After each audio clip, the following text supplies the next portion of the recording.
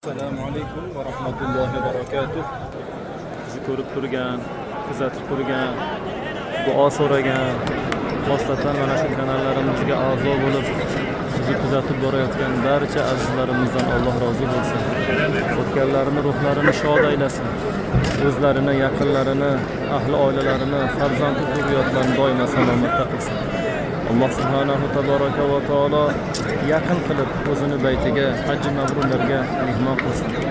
Alloh subhanahu tabaraka va taolo o'ziga ma'lum neki o'ylagan, so'ragan yaxshi niyatlar bo'lsa afzalni ziyodasini ato aylasin.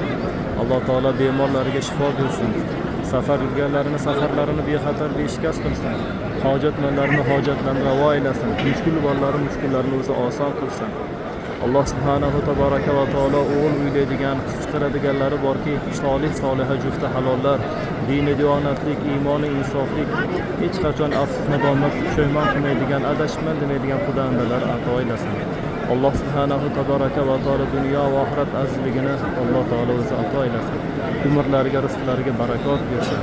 Nafaqa ro'zg'or qilayotgan barcha kasb-kor, tijorat, dehqonchilik, chorvachilik Alloh taolo fayz barakot bersin. Alloh taolo iymonlarini salomat qilsin. Payg'ambar sollallohu alayhi vasallamning loyiq munosib ummat aylasin va jannatida u zotga qo'shni bo'lishlik baxtini hammalarimizga nasib aylasin. Assalomu alaykum va rahmatullohi va barakatuh.